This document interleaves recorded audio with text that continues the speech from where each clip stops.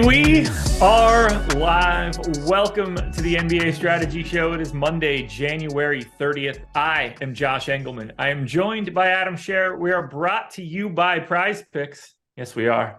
8-game slate ahead of us for this one. We're back to the normal standard big slate. I'm pretty happy to see it. Not that I don't like these small slates, which have been pretty good for me as of late. Hit that like button if you haven't done that yet. Subscribe to the channel, hit the notification bell so you know when everything goes live. Adam, how are you? How was your weekend? How was NFL, NBA? Hit me with whatever.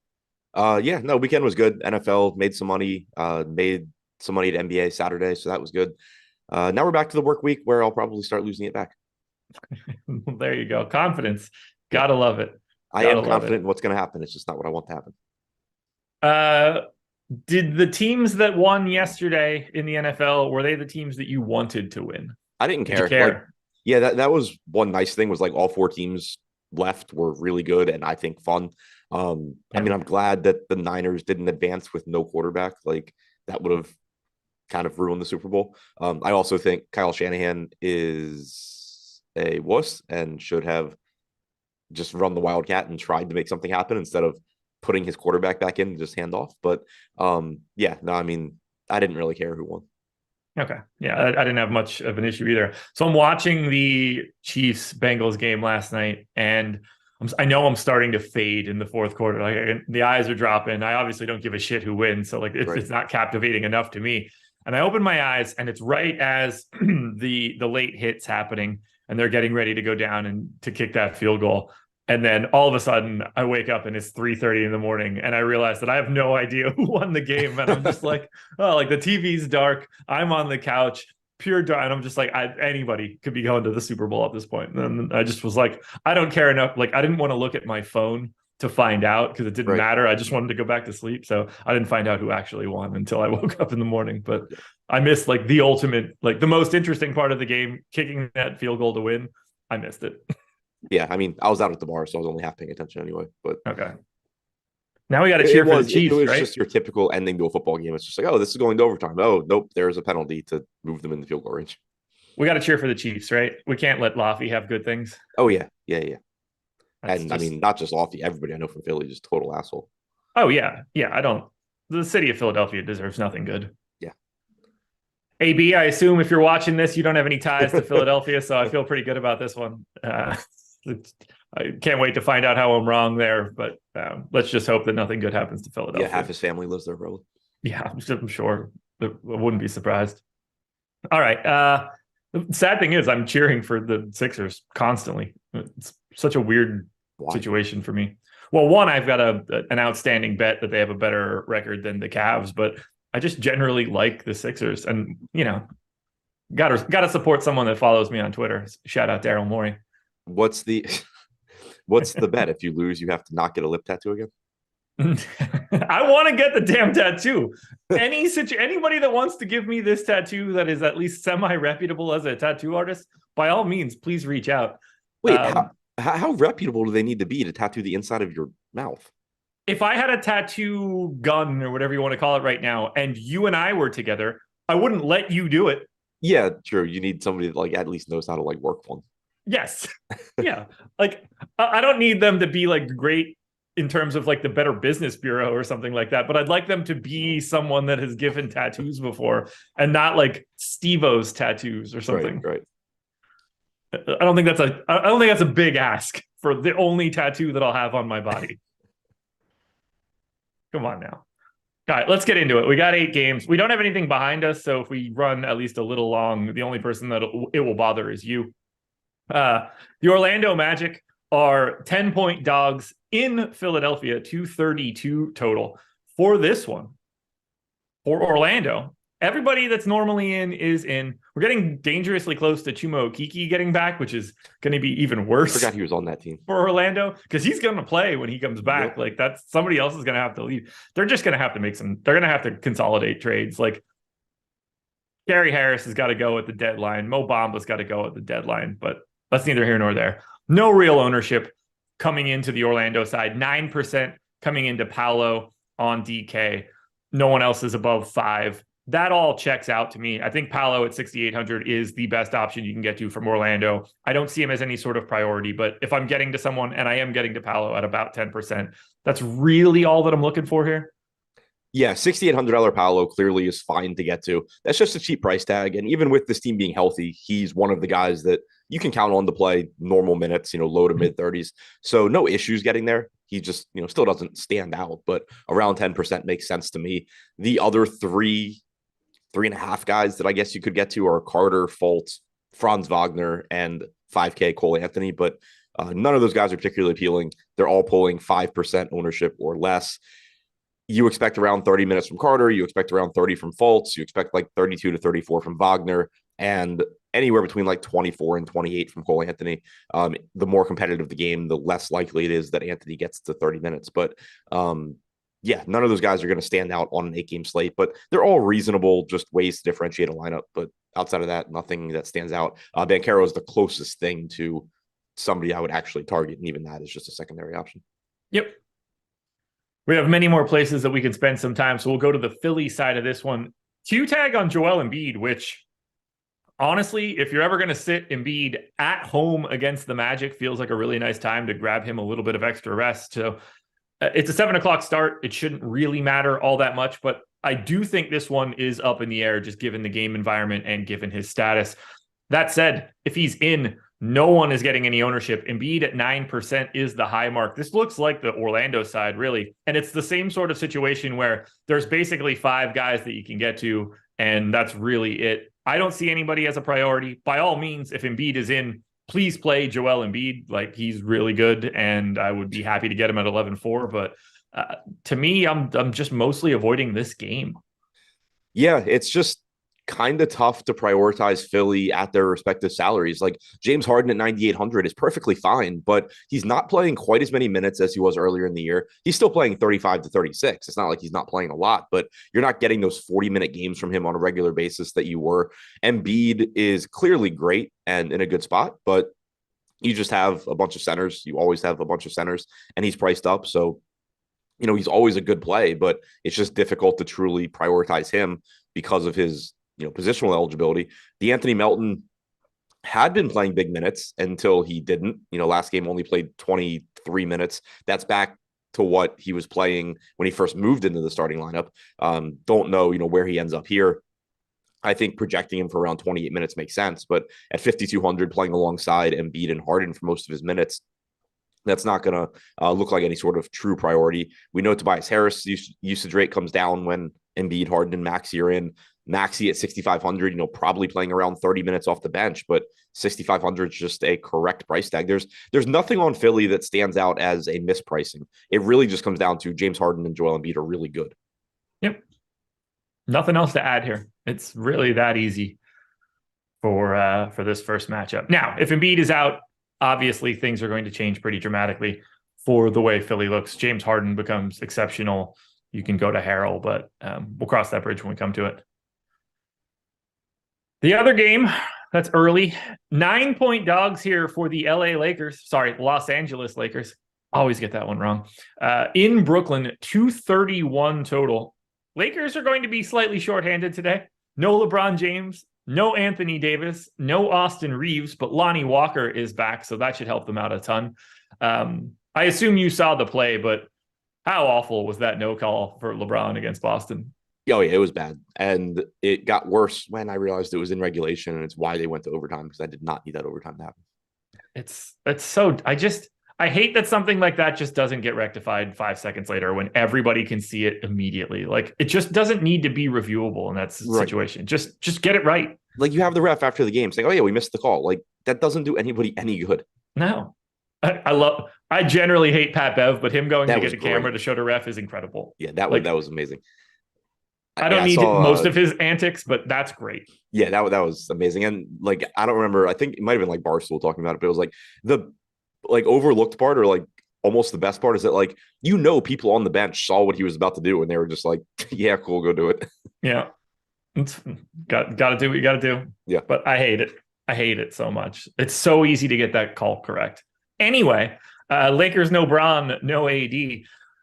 Lots of ownership here coming into the Lakers side. Let's talk through it. We've got close to 20 coming into Schroeder, close to 30 coming into Russ, close to 30 coming into newly minted Laker former Wizard Rui Hachimura, and then 41% coming to Thomas Bryant. Let's start with Bryant. 5K center here. My big question is, I have no idea how much playing time to give this dude for today. Yeah, I mean, it's been very, very difficult to know how many minutes he's playing. Obviously, with guys being out, you can expect him to play a little bit more just because you have, guys needing to play other positions and not take minutes from Thomas Bryant.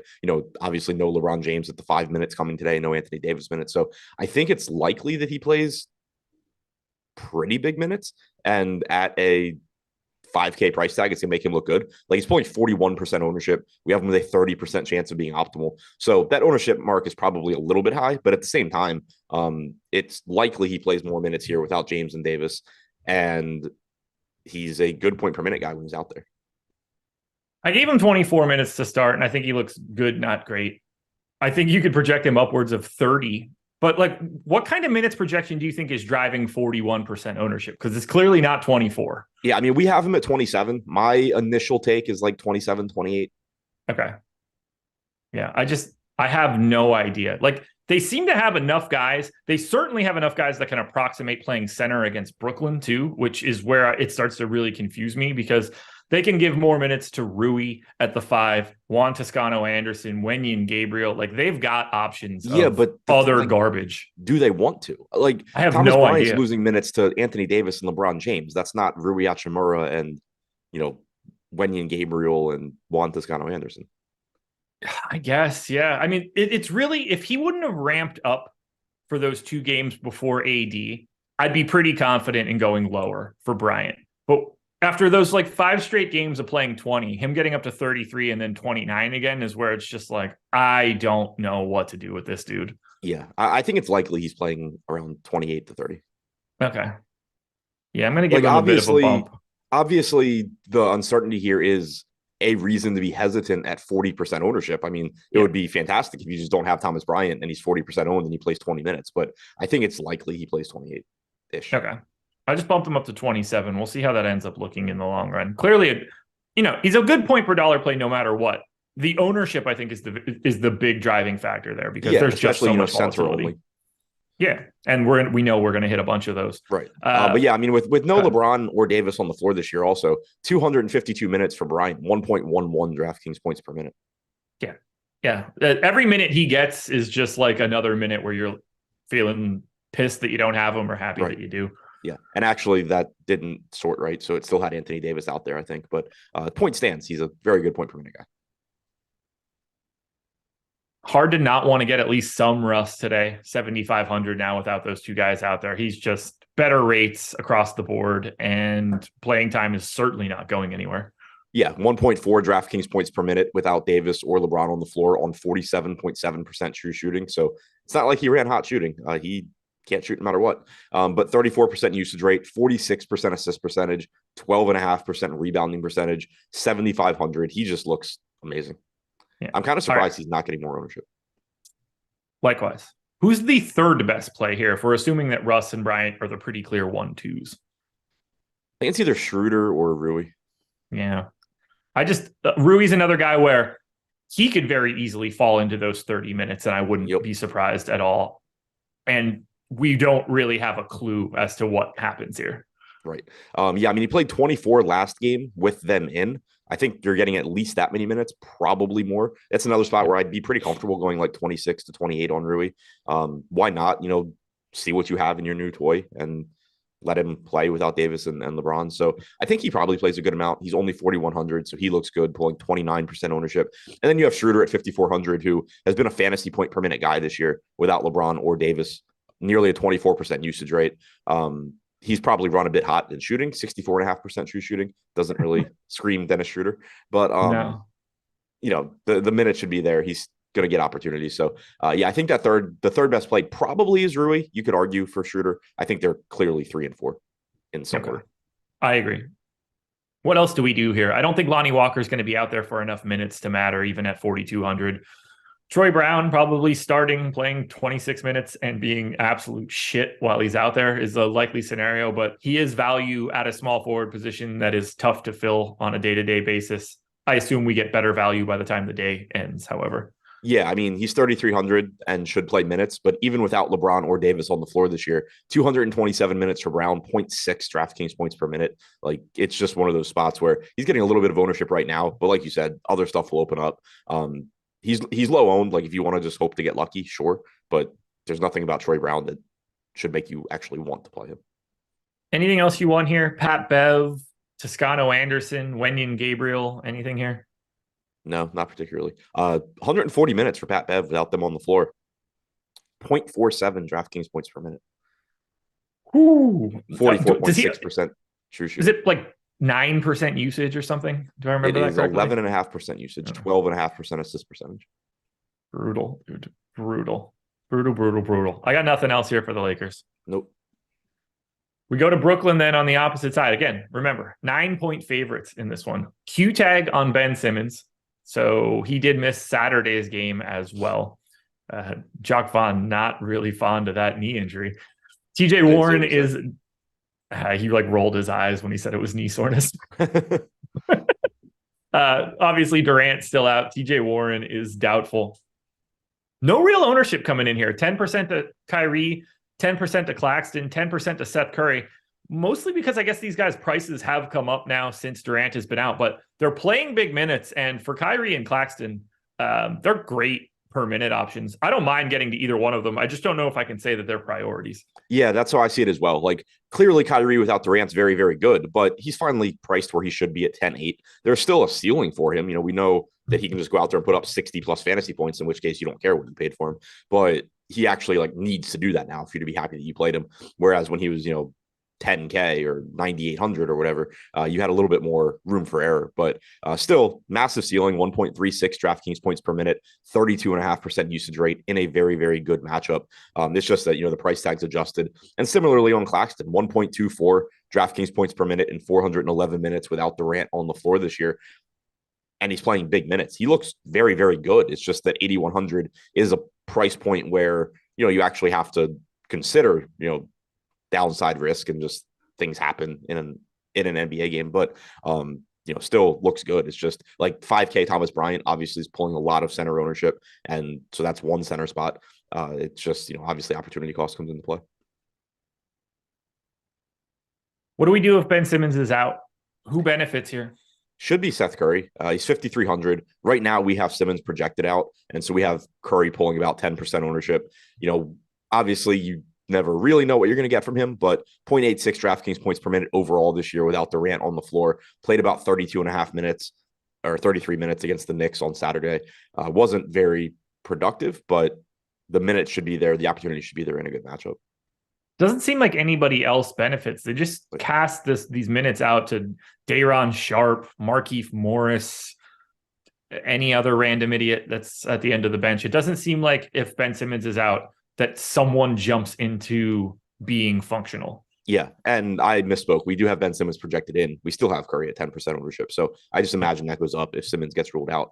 There's nothing really as far as additional plays, I don't think, or additional players, entering the rotation. Like, obviously Joe Harris and Royce O'Neal are fine as well. But, you saw Cam Thomas play 13 minutes in the first half and then just not leave the bench in the second half.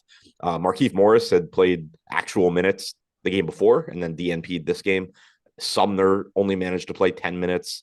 Patty Mills played 11 minutes. Again, didn't play in the second half. Watanabe played, 17. That's kind of in line with what you get from him. So you didn't really see anything extra from these bench guys. You just got a bunch of minutes for the starters.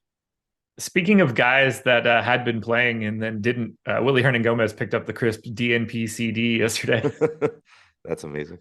Yeah, incredible. With CJ McCollum out too, no less. Right. So like they had even more minutes available. Yep. And sure enough, absolute zilch, zero, nada.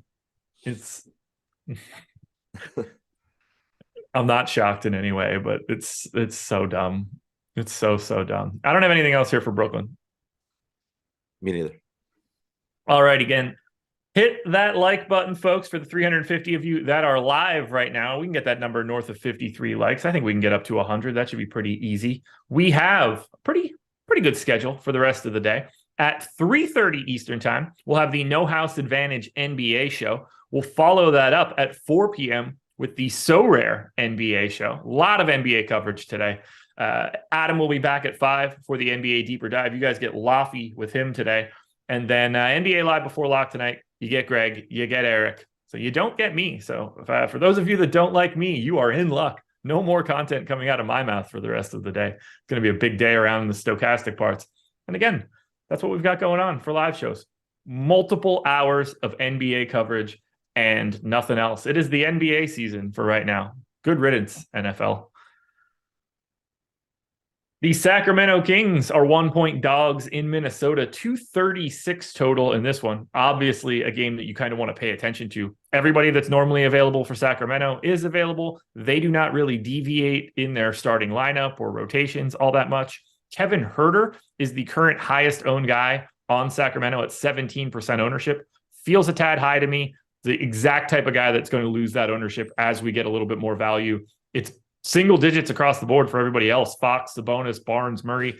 Just looking at it on the surface, I want to take that Kevin Huerter ownership and just take like Barnes and Murray instead. But what do you see when you look at Sacramento? Yeah, that's how I see it as well. Kevin Huerter is pulling the most ownership because he is reasonably priced at 5,400, and most importantly, he has that shooting guard, small forward eligibility on DraftKings, which makes it really, really easy to get him into lineups. But we've seen this, kind of slate after slate recently, where getting like a small forward option around 5K is really useful in terms of roster construction.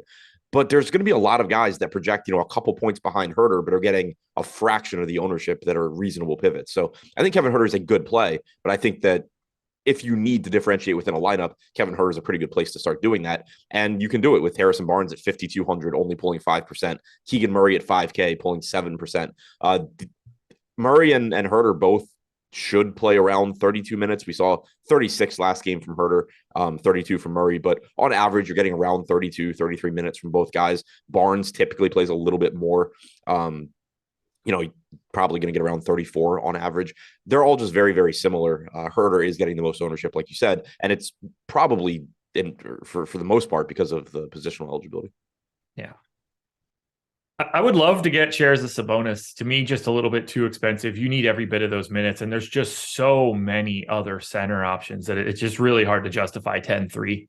Yeah, I mean, it's tough. It's always tough where he is center only because, you have Thomas Bryant as a clear value. You have Claxton that looks good. There's certainly going to be more centers that we talk about, including on the other side of this game. But like if the game's competitive and you're getting close to 40 minutes from Domantas Sabonis, the upside's clearly there. Like he can certainly give you a game where it's just like, all right, you needed Sabonis and, kind of just to figure out the rest of your lineup around Sabonis. But it's just less and less likely that happens when you're talking about expensive centers because, for one, you have Embiid like $1,000 more, where Embiid's certainly capable of beating a good Sabonis game.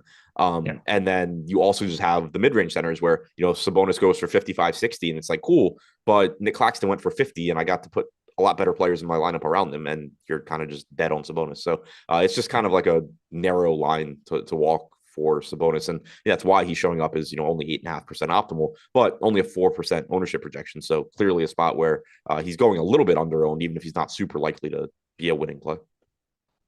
Anything else we should touch on here from Sacramento? I don't think so. Malik Monk, once again, only played 19 minutes.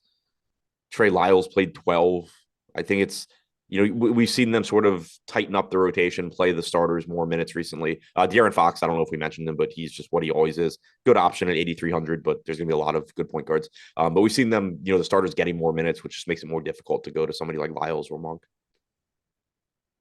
On the opposite side, for Minnesota, Q tag on Rudy Gobert. That's become pretty standard. He's played the past 4 games. Didn't work out well for me on Friday. Q tag on Taurean Prince, which is interesting. He has been out for the past 4 games. I think it's very important if he does make his way back. 15% ownership coming to Edwards, to Russell, and to Gobert. Nothing else really coming in here. Ownership to me is weird in this spot. I love Gobert at 6,600. I want to go straight back to him the same way that I did on Friday. No problems getting to Edwards or Russell. I have interest in Slow-Mo. I have interest in McDaniels. I certainly have interest in Torian Prince if he is in at 3,700. Sacramento team is not very good defensively, close to a 240 total. I like Minnesota a lot. I'd like to redistribute some of their ownership, but I'm going to be over that 13% number on Gobert. Yeah, Gobert looks good. Obviously burned us 2 games ago, only played 31 minutes, played like shit, but played close to 36 minutes last game. So 3 of his last 4, you've gotten 34 to 36 minutes from Gobert. It's just a dumb price tag at 6,600. Again, there's a lot of centers, but he certainly looks good. Him, Claxton, Bryant, like this is just why it's so difficult to prioritize somebody like Embiid or Sabonis, even though they're really, really good. Gobert at that price just looks good. D'Angelo Russell's playing big minutes and playing out of his mind recently as well. But once again, 37 minutes from him last game at 7K. He's still going to look good. Anthony Edwards playing incredibly well recently. Also 9,400 shooting guard, small forward, pulling 15%, should play 36, 37 minutes. I think all 3 of those guys, coming in 13 to 15% owned makes sense. Certainly very, very good plays in a good matchup. If you want to throw some darts at Kyle Anderson at 5,700, no issues with that. He should give you around 32 minutes as long as he avoids foul trouble. That's been kind of a frequent issue for him recently, but we know the upside's there. Not a very high usage guy, but just does enough in the way of scoring. He's efficient. He rebounds. He gets assists. Just kind of does everything when he's out there, which is a good thing when you're playing alongside D'Angelo Russell and Anthony Edwards. You kind of don't. It's easier to trust somebody like Kyle Anderson in that situation than high usage third options or guys that need to be high usage to produce fantasy points. He doesn't need to. So I think at 4% owned, we have him with an 8% chance of being optimal. He's certainly another guy where like at small forward, he's small forward, power forward, so not as useful as Kevin Huerter's positions, but if you can pay an extra $300 for Anderson at half the ownership of Huerter, that's going to make sense in some lineups. All righty. If Prince is back, how do you feel at 3,700? Not great. Like he probably plays 24-ish minutes. Okay. Maybe less. Yeah, I gave him 24. Looks like a reasonable point per dollar play for now while we don't have any real pay down options, but I expect that to go away. Anything else for Minnesota? Nope. Hold on. Let's just get this out of the way, by the way.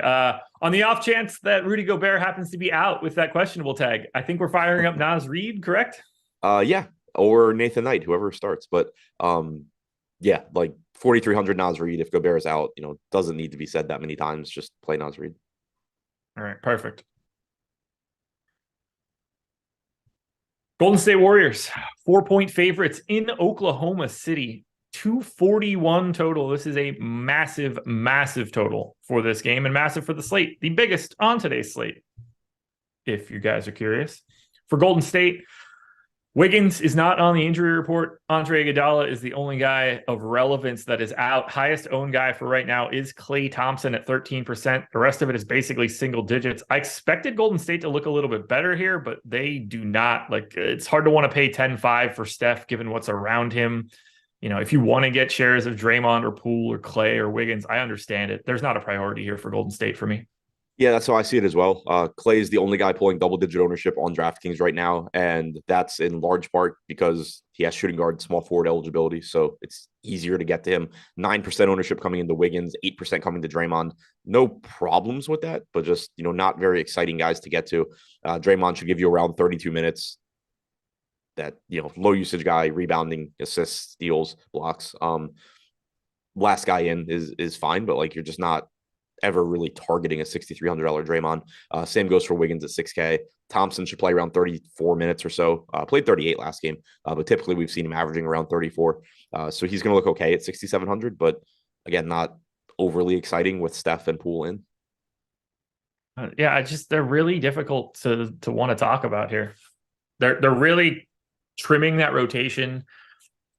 Like they're not doing anything weird any longer. I mean, I think they've started to realize that they don't have time to like screw around anymore, and they just need it to be kind of cut and dry, and they figured out who it's going to be. I am anxious to see with Wiggins back. Like I assume Lamb is just gone. I assume JaMychal Green is gone in place of Kuminga at this point, but I am curious to see what the rest of the rotation ends up looking like. I don't think that any of it's like DFS actionable, but just for my own sake. Yeah, agreed. The opposite side is why I don't think that you can go to Steph Curry, because we have $9,900 Shea Gilgeous-Alexander for today, and he gets to play without Lou Dort, which actually does help, even though most people will probably think that it doesn't matter. Still no JRE, still no Poku. We've got 15% ownership going to SGA, basically to Williams and to Giddey and to Isaiah Joe. 35% ownership going to Aaron Wiggins, who grabbed the start with Lou Dort out. Who the hell knows if that happens again, but I assume that it does. That is the sort of best piece of value that we have out there right now. I like Shea more than anything here. I think he's getting underrepresented. He's probably my favorite pay-up option of the day as well. Talk to me about OKC in general. Start wherever you want. Yeah, I mean, love Shea. Should play 35 to 37 minutes, 1.4 DraftKings points per minute overall this season. It is interesting. You said, that he benefits with Dort off. I wouldn't have expected that, but I guess when you're replacing Dort with Aaron Wiggins, that's an even lower usage guy, so makes some sense.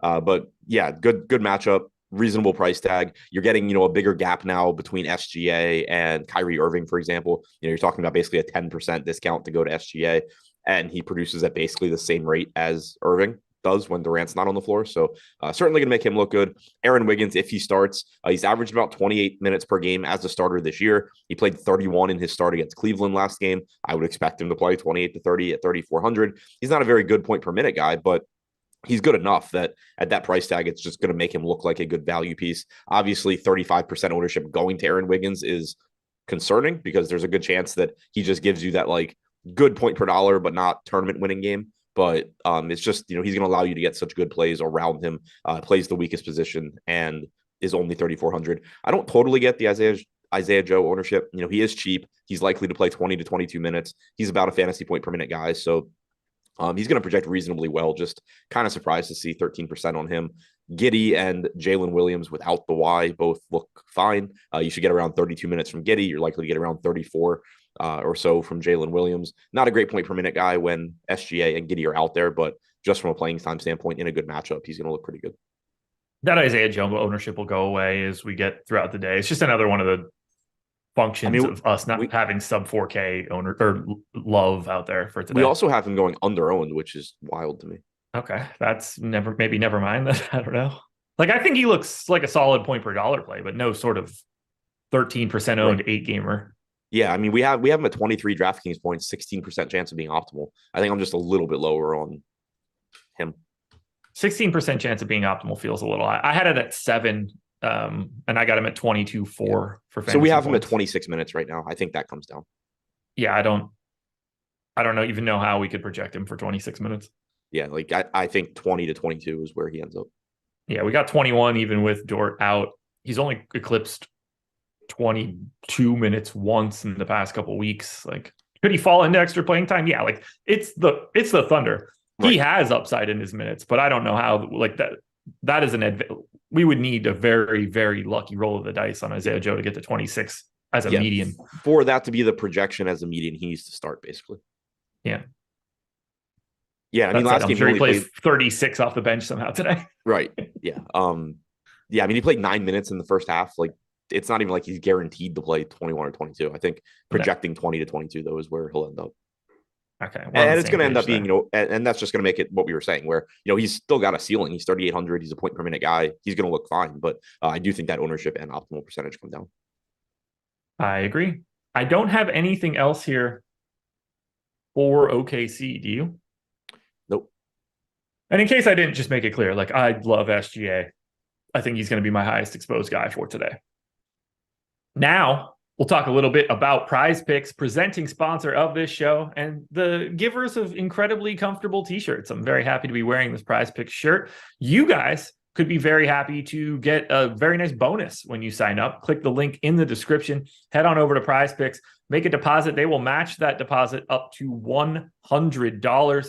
What you're doing here is picking player props. You're taking over-unders. Put together 5 on one card. You can net up to 10x your entry fee, but you still get something back if you get 4 or 3. We've got a Prize Picks player prop tool at Stokastic.com that lays out our odds of hitting these props. I highly recommend you check that out. It's across sports, too. You can do whatever you need. NFL, NBA, NHL, college basketball, soccer, all sorts of different stuff that you could look at. I've been putting out at least 1 or 2 Prize Picks cards a day for the past couple days now. It's been going pretty well. So make sure you're tailing me at Josh Engleman. Follow at Ship My Money DFS too, I guess, if you want to. I don't know. Not a great follow, if you ask me. Yeah. I am going to hit Adam up, though, with a couple prize picks props for today. This is going to be raw points. Are you ready? Sure. We'll start on the Orlando side. Paolo Banchero, over under 18.5. Over.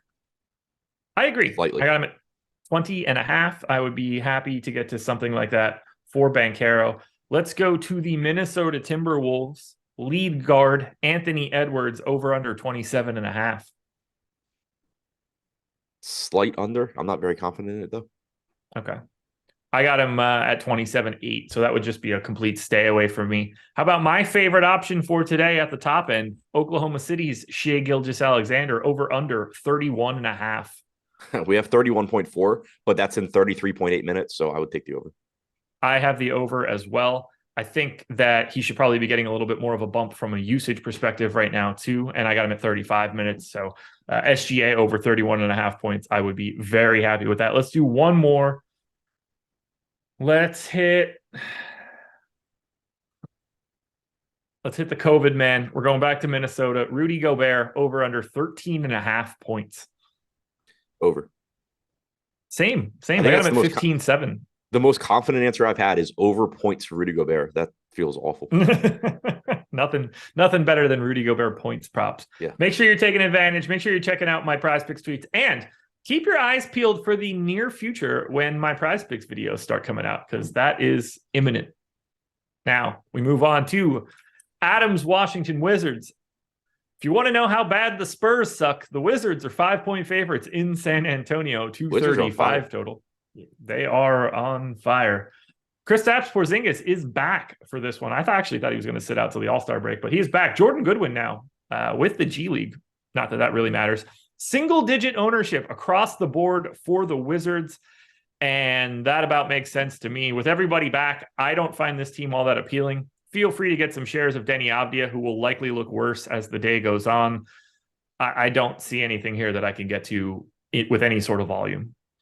Yeah, same boat. Porzingis coming back cuts into Beal and Kuzma. I do think it's still worth mentioning that Beal's only $7,200, but he's only shooting guard eligible as well. He did play 32.5 minutes last game, so I think it's likely we see him just get to his normal 34 minutes or so here. It is a good spot.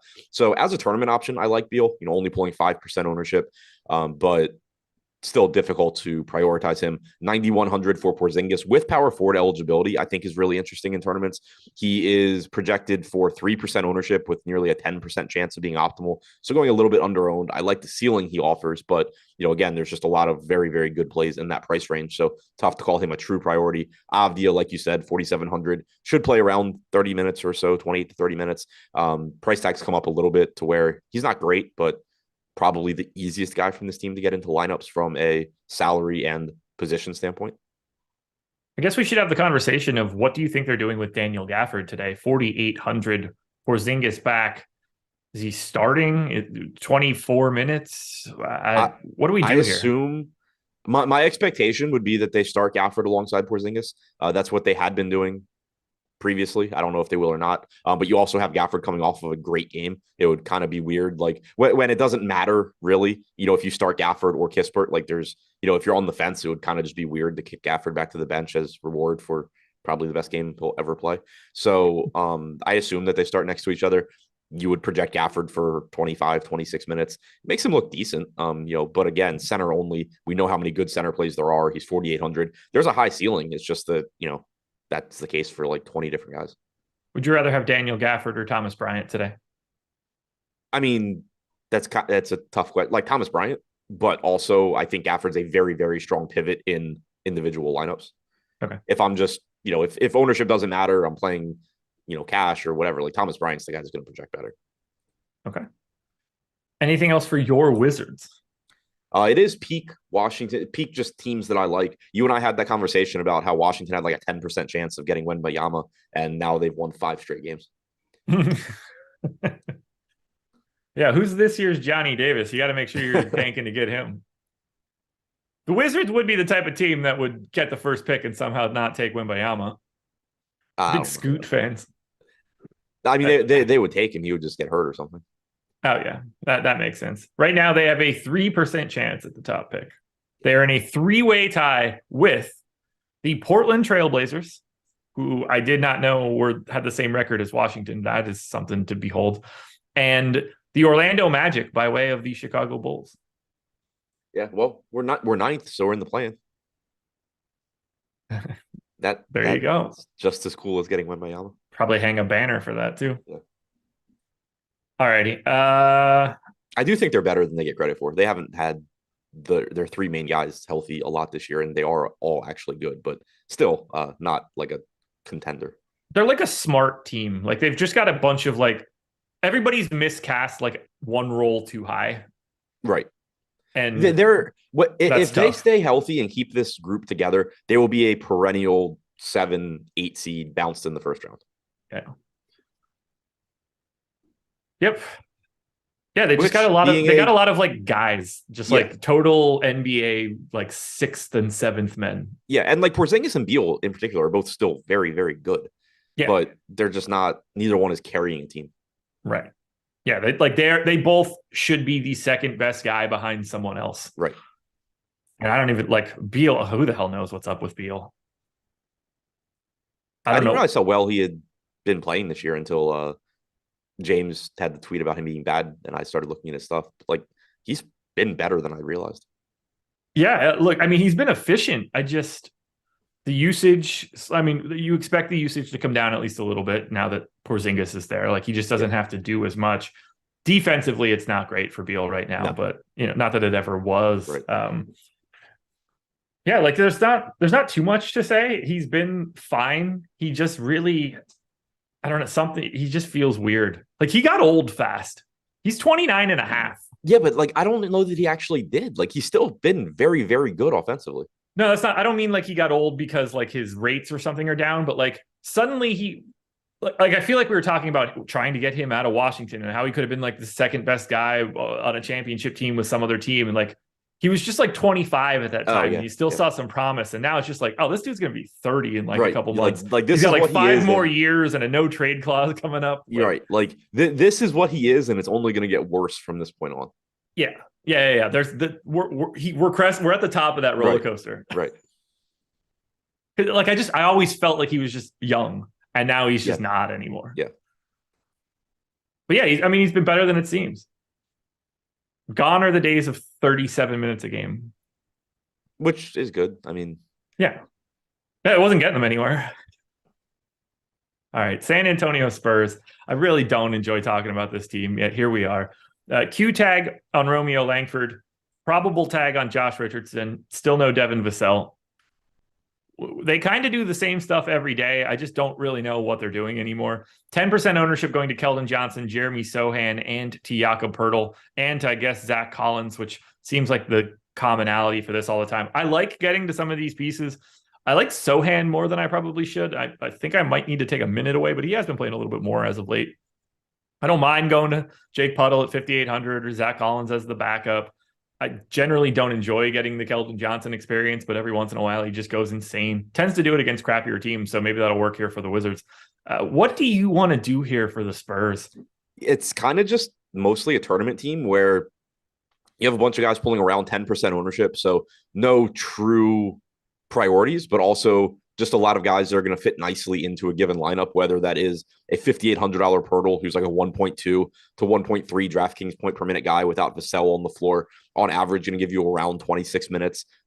If everything goes perfectly, you can get 28 to 30, but certainly a very high ceiling for him, but also center only. 1.26 DraftKings points per minute without Vassell. You mentioned it on Keldon Johnson, 1.09 DraftKings points per minute in 835 minutes without Vassell on the floor. That's good, but what you're really hoping for is he's got a 30% usage rate. If he just happens to shoot better than average, you're just going to walk into a very, very good game from him. You know the ceiling that he has, but he's pretty much correctly priced for his median outcome. Same goes for Zach Collins, 10% ownership, center only, 4K. You know, if Poeltl gets in foul trouble or just doesn't play as many minutes for any reason, you're likely to get more from Collins, but on average, you're gonna get like 18 to 20 minutes from him. Tough to really want to give up that center spot for that, but the ceiling is there if things break his way. Sohan pulling 12% ownership, probably a little higher than it should be. But like you said, he's been playing a little bit more recently. Without Vassell on the floor, he's at 0.82 DraftKings points per minute. I don't have any issues with him. I just think he's going a little bit overowned. Yeah, not a guy that I really want to have either. All right, I think I'm going to get this right. I hope I do. Apologies if I miss. It's definitely Patel. That part I can do. Brijal. I'm hoping I get that right. Brijal Patel. Big time super chat here. Just wanted to thank you guys. Good luck to everyone tonight. Thanks for the super chat, man. Appreciate that. Good luck to you as well. Hopefully that breaks well. Ooh, okay. There we go. 50K. Better than me. Use that lineup generator, folks. Great tool. Yeah, I haven't done that in a while either. I'm jealous. For real, though. Like, actually jealous. Me too. All right. Anything else for San Antonio? Nope. To the Detroit Pistons we go. 8.5-point dogs in Dallas. 230 total. For this one, no Marvin Bagley, no Corey Joseph. I assume we're going to get the new starting lineup that has Alec Burks as the starting point guard, and with Isaiah Stewart coming off of the bench. That said, 14% ownership coming into Alec Burks. I feel like I'm going to be 2 days late to that one, but I agree. It does look pretty good at 4,900 with the MPE. No ownership coming into anybody else from Detroit. I completely agree with that. This is a very difficult team to want to get to. They kind of just play everybody 28 minutes at most, other than Boyan. And they're playing Dallas, which is about as bad of a matchup as you can get from a pace perspective. Is it Burks and no one here? Probably not the most appealing spot, like you were saying. That's if Burks is starting again. But 4,900 for him, assuming he's going to play upper 20s, looks fine. I'm still not going to be too excited about getting there. But point guard, shooting guard, so you can roster him in a one extra position as well. Boyan at 6,600 pulling 6% ownership looks okay. Jalen Duren not really pulling ownership, which is interesting, but also, he only played 24 minutes last game. I'd be more interested in him if Isaiah Stewart moves back into the starting lineup, because getting Isaiah Stewart minutes alongside Duren means Duren can play more minutes. If they're just going to back each other up, you're probably getting 24, 24, 26, 22. Makes it tougher for him to get 30, because that would mean Stewart's only playing 18. So I do think right now, assuming they go with the same starting lineup, Duren is pretty tough to want to get to. But if Stewart were to start, I think that's actually a bump for Jalen Duren. Yeah, I went 26-22. Doesn't look all that great. File him under the Daniel Gafford wild cards in a GPP spot. Just really, it's a dreadful spot. I have very little interest in this. I hope we get enough value that I stop getting to Alec Burks. All right. Then we'll go to the Dallas side. This one's tricky. We got a Q tag on Luka Doncic. Obviously, that affects everything for the Dallas Mavericks if he's in or out. I'm assuming he's in for right now. 12,700 on DK, 12K on FanDuel. He's pulling 18% ownership. Dorian Finney-Smith is at 25. Dwight Powell is at 13. I'm interested in Josh Green if basically no matter what, but certainly if Luka Doncic is out. But if he's in, I still want to pay the 12-7 here against the Pistons. Yeah, I mean, it really just comes down to what value opens up. We talked about Aaron Wiggins being 35% owned. It's just, can you find ways to get to Luka that are contrarian? You're getting all this ownership going to Thomas Bryant because it gets you to Luka. You have it going to Wiggins because it gets you to Luka. But 18% ownership. We have him with a 24% chance of being optimal. 67.5 point projection. The salary is just, it's high, but it's fully deserved. So certainly want to get to Luka if he's in. If he's out, this team as a whole just ends up looking fantastic. $8,500 Dinwiddie. You're not going anywhere near that if Luka's in. But if he's out, that's still a reasonable price tag, because Dinwiddie's going to play a ton of minutes and do everything. Josh Green at 3,800 looks okay as like a pivot off of Wiggins, for example. If Doncic is in, if Doncic is out, Green looks better. Same can be said for 6K Tim Hardaway. I don't really like much of anything here if Luka's in outside of Luka. It's really interesting to me that we have Finney-Smith pulling 25% ownership. Like, that has to go away, I would think, if Luka's in, because Finney-Smith does nothing with Luka on the floor. He does, step up to be a not good, but reasonable fantasy producer when Luka's out.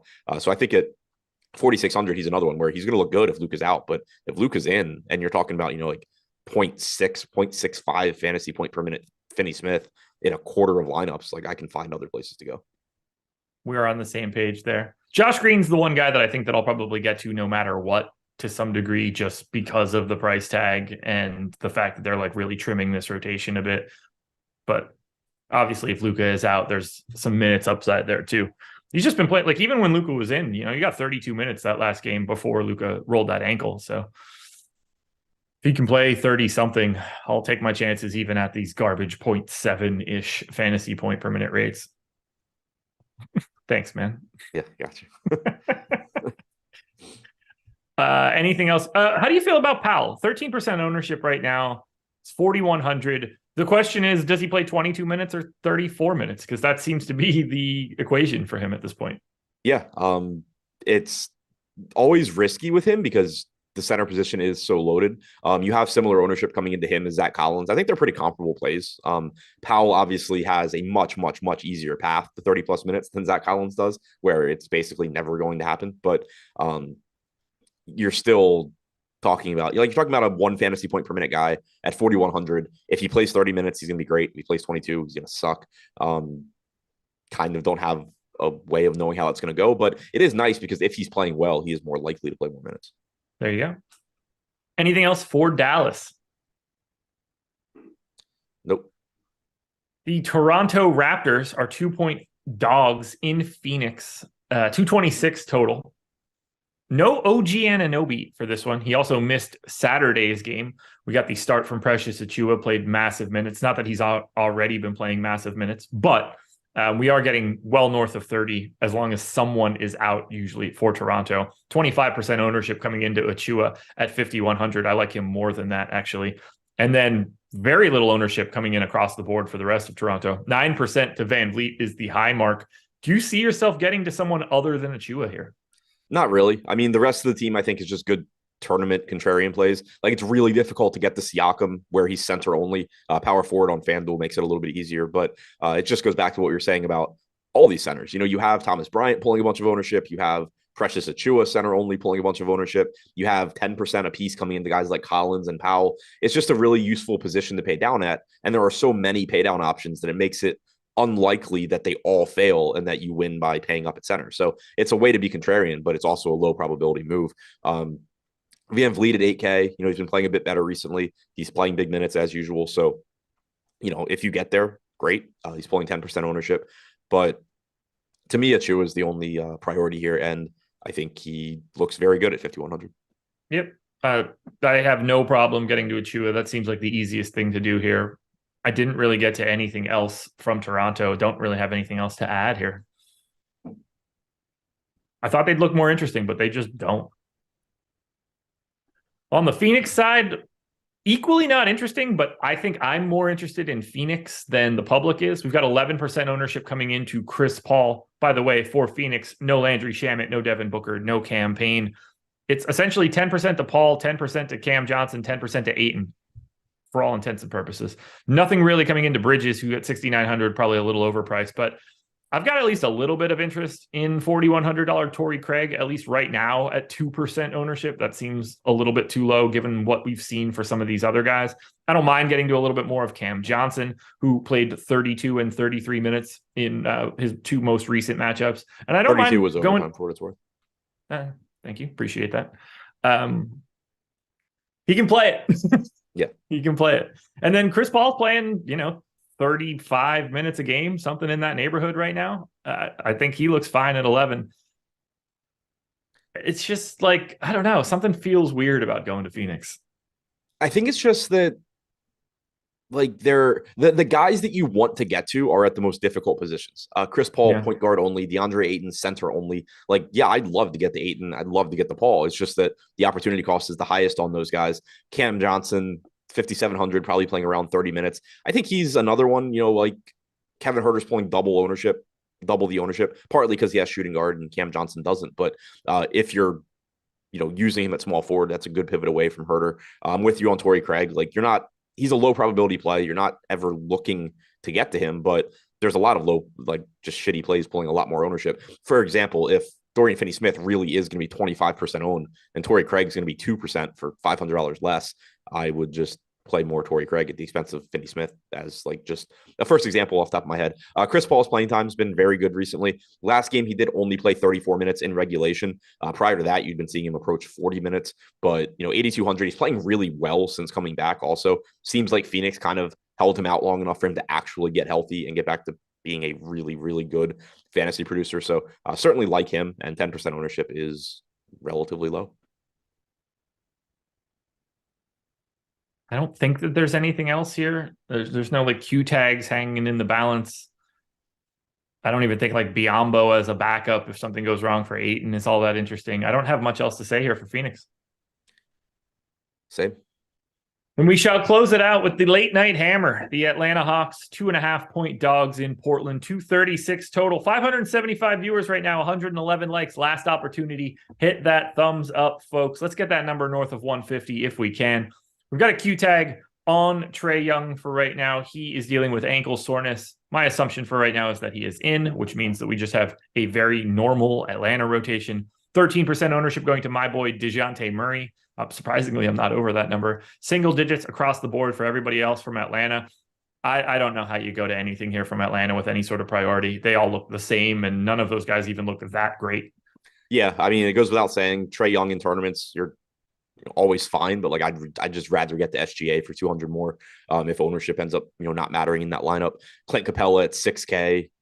We just have so many centers. You can't really say that he's a huge priority, but certainly a reasonable tournament option here and there. 7,900 for DeJounte Murray, point guard, shooting guard eligible. He's playing big minutes. He's about a 1.1 DraftKings point per minute guy, pulling 13% ownership. Probably a little bit high, but also, I get it just based on the minutes. But yeah, I'm with you. Nothing from this team that looks particularly good. Yeah, if we get no Trae Young, obviously Murray is the massive, massive benefit there. Does anybody else take a step forward for you? Yeah, so I mean, obviously Murray, Collins, Bogdanovich, Hunter all look at least somewhat better, I think. Okay. We don't create anybody though, do we? I don't think so. Because that is a lot of minutes that we need to now fill. Yeah, I mean, the guy that I would think maybe becomes interesting is AJ Griffin. Okay. You think he just gets up to, 24 plus? Right. Possibly. Like, I don't think he even necessarily has to, but could. Surely gets a usage bump with no Trae Young around as well. Sure. We close it out with Portland, a team that it's basically they're the biggest question mark of anything that we're going to talk about. Q tag on Josh Hart, Q tag on Yusuf Nurkic, no Justice Winslow. Those two Q tags have giant trickle down effects. We probably won't know any of that. Hart and Nurkic both did not play on Saturday, which complicates matters even more so. 20% ownership coming into my boy Anthony Simons, so I don't feel as bad about recommending him in my contenders video today. 15% coming into Jeremy Grant, 8% for Lillard and for Hart. Nothing coming in for Nurkic, nor should it. I mean, I think Anthony Simons looks the best relative to salary. Clearly, I'm okay with getting to Dame, but I just think that there are better guard options than the 10-7 Dame for right now, no matter how good he's playing. How are you handling Portland?